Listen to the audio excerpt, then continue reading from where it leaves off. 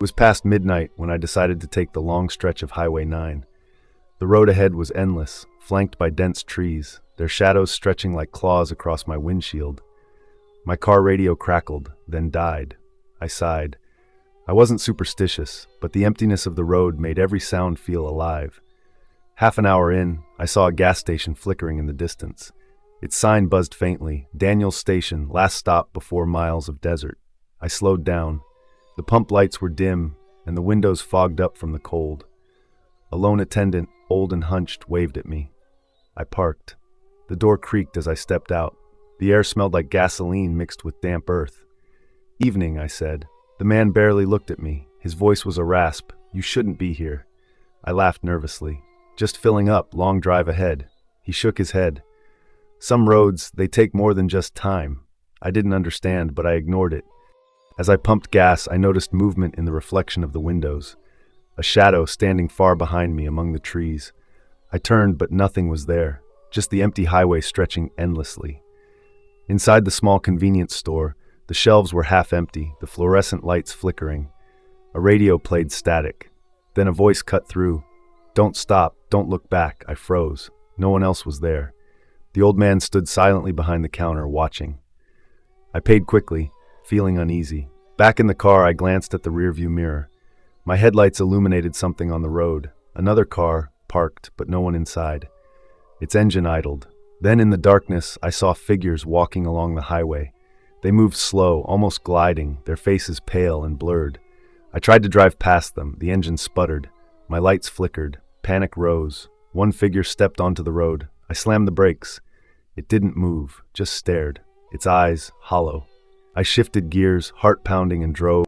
The highway seemed longer now, the trees closer, the shadows deeper. I glanced back. Every mile I passed, more figures appeared. Walking behind me, along the white lines, silent, relentless. I reached the exit. Relief. I turned to merge onto the off-ramp and froze. The road ahead curved back to the same highway. The figures now stood at every mile marker, some holding signs, "You belong here." I screamed, swerving. The car radio crackled again. The voice, distorted, whispered, "No one leaves. The highway keeps what it wants." I hit the accelerator, tires screeching. Trees blurred past, but no matter how far I drove, the gas station flickered in the distance, waiting. And in every reflection, the mirrors, the windows, the puddles, I saw them, watching, walking, patiently waiting. Somewhere ahead, I realized there is no exit, only the endless, lonely stretch of Highway 9 and the figures that live to catch the lost travelers. The last exit, the lonely road. It was well past midnight when I merged onto Highway 9. The moon was hidden behind thick clouds, and the only lights came from my car's headlights cutting through the darkness. The road stretched endlessly ahead, flanked on either side by dense forests that seemed to close in as I drove. The wind whistled through the trees, carrying the distant, indistinct sounds of animals I couldn't identify. I had been driving for hours, returning from a late-night work trip. My mind was tired, my eyes heavy, but I didn't want to stop yet. The highway was empty, unnervingly so. No other cars, no streetlights, except the occasional reflective sign warning of curves ahead. It was the kind of silence that pressed against your chest and made every sound feel louder than it should. Then, in the distance, I saw a flickering light. My heart skipped a beat. It was a gas station. Its neon sign buzzed weakly. Daniels Station, last stop before the desert. Relief washed over me. I slowed, feeling the tires crunch on gravel as I pulled into the parking lot. The station looked abandoned at first glance, its fluorescent lights flickering and humming. But then I noticed movement inside. A figure, a man, hunched and old, stood behind the counter. He waved slowly at me. There was something strange about him. His eyes were too dark, and his skin had a pallid, almost gray tone. "Evening," I said, forcing a smile. "Mind if I fill up?" He didn't respond immediately. When he did, his voice was rasping, barely above a whisper. "You shouldn't be here." I laughed nervously, though my stomach tightened. "It's just a gas station. Long drive ahead." He shook his head slowly. "Some roads, they take more than just time." I frowned but didn't press him. Shaking off the unease, I parked and stepped out of the car. The night air was cold and damp. It smelled of gasoline, wet earth, and something else, something metallic I couldn't place. The first signs. As I pumped gas, I noticed movement in the reflection of the gas station. A shadow, standing far behind me, just at the edge of the tree line. I turned sharply, but nothing was there. Only the empty highway stretched ahead, disappearing into darkness. Inside the convenience store, the fluorescent lights flickered more aggressively. The shelves were half empty, dusty, as though they hadn't been restocked in years. The radio in the corner was silent, but static occasionally crackled through it. The old man behind the counter didn't say a word. He just watched me. His eyes followed my every movement, and I felt exposed as though I were under scrutiny. I grabbed a bottle of water and a snack, trying to shake the growing unease. Then I heard it, a voice, distorted, whispering from somewhere in the store. "Don't stop. Don't look back." I froze. My heart raced. I glanced around. No one was there. The old man remained behind the counter, expressionless. I paid quickly, fumbling with my wallet. "Thanks," I mumbled. Trying to act normal, he said nothing, just nodded slightly. The figures on the highway back in my car, I started the engine. Relief surged as I merged back onto the highway. I told myself it was over, that the eerie feeling was just fatigue. But then I saw something on the road ahead. Another car, parked in the middle of the lane, engine idling, but completely empty. The headlights were off. A chill ran down my spine. I slowed. Then I saw them. Figures walking along the highway slowly, deliberately. Their movements were unnatural, gliding rather than stepping.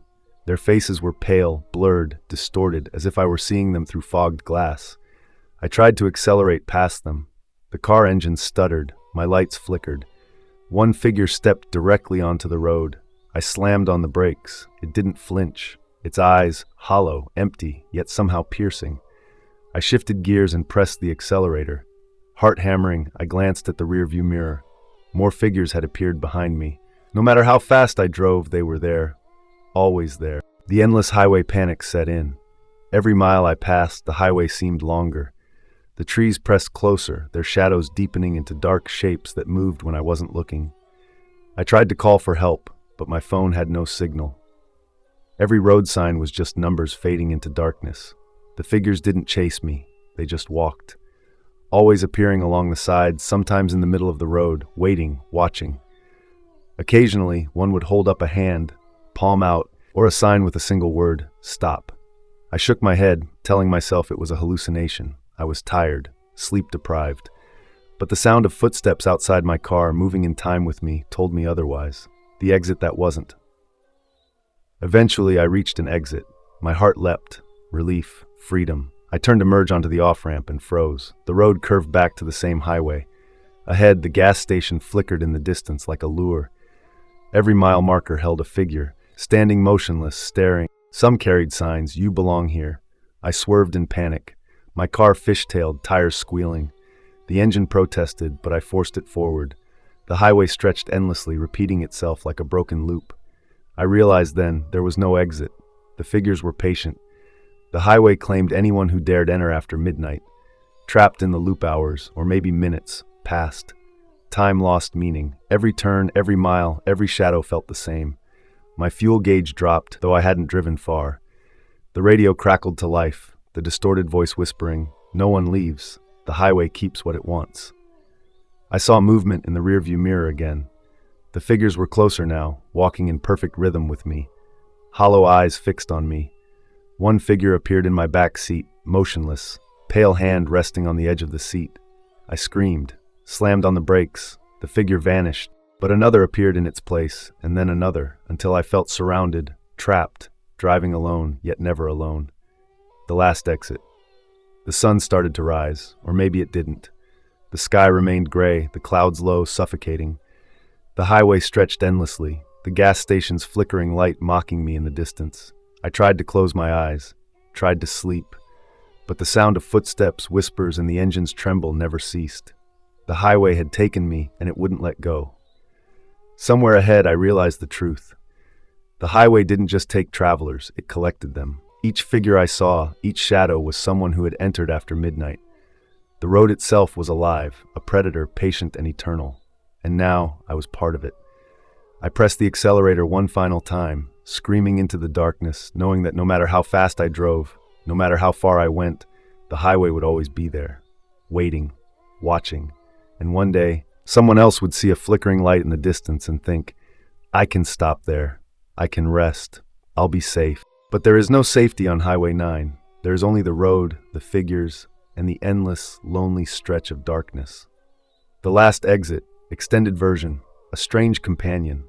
After what felt like hours, or maybe only minutes, I pulled over at a rest stop. I needed a break, needed to calm my shaking hands and pounding heart. The concrete parking lot was empty except for my car, a flickering streetlight casting long, jittery shadows. I got out, expecting fresh air to help, but the silence pressed in. Then I saw it, a figure leaning against the far wall, pale in the dim light. Its face was obscured by shadows, but I could feel it watching me. "Who's there?" I called, my voice trembling. The figure didn't answer, but it began to walk toward me. I backed into my car, fumbling for the keys. It stopped, just a few feet away. I noticed something horrifying, the reflection of my own face in its pale, empty eyes. Before I could react, it vanished. I blinked, and nothing remained. The road bends back. I got back in the car and forced myself to drive.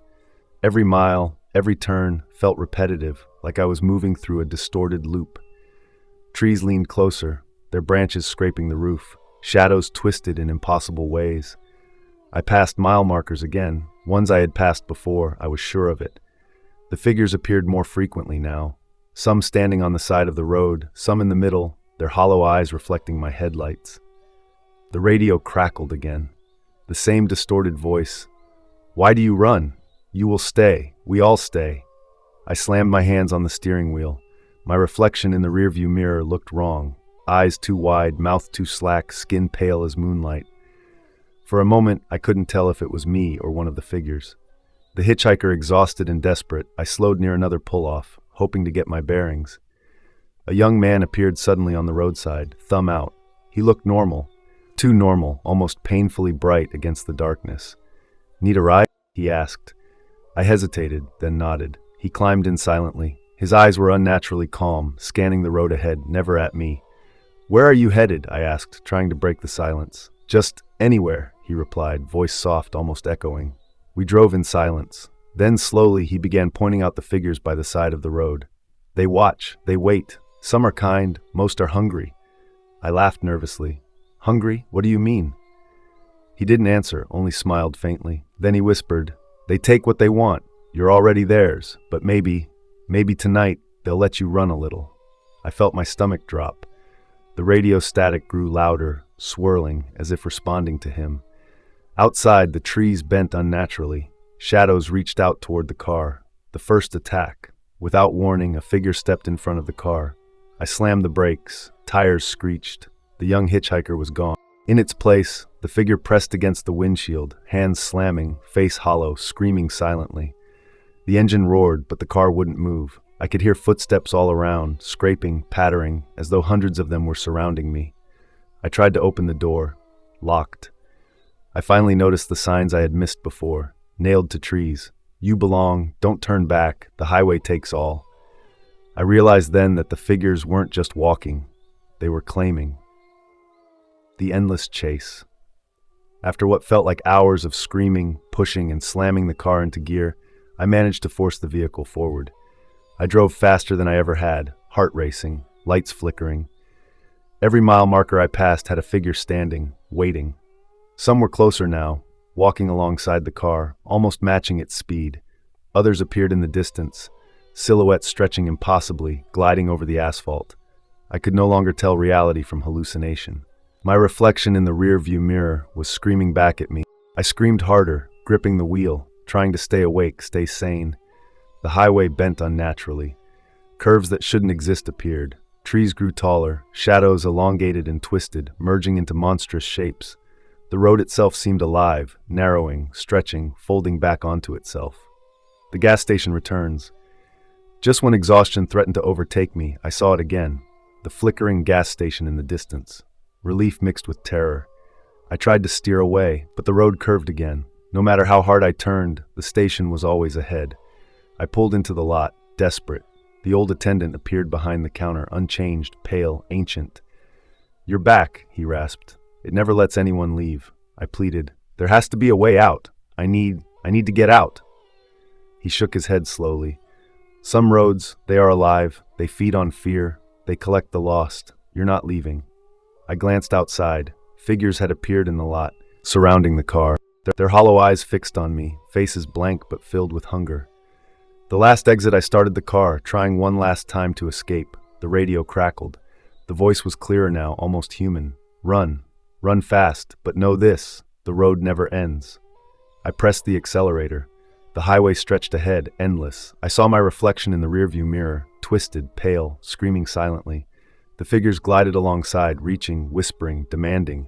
Hours, maybe days passed. Sleep was impossible. I became aware that time didn't exist here. The highway repeated itself endlessly. I passed the gas station again and again and again. Somewhere deep in the night, I realized I would never leave. My car would keep moving, my eyes would keep seeing, my heart would keep pounding. The figures were patient, the road eternal, and soon I would join them. Epilogue. Waiting for the next.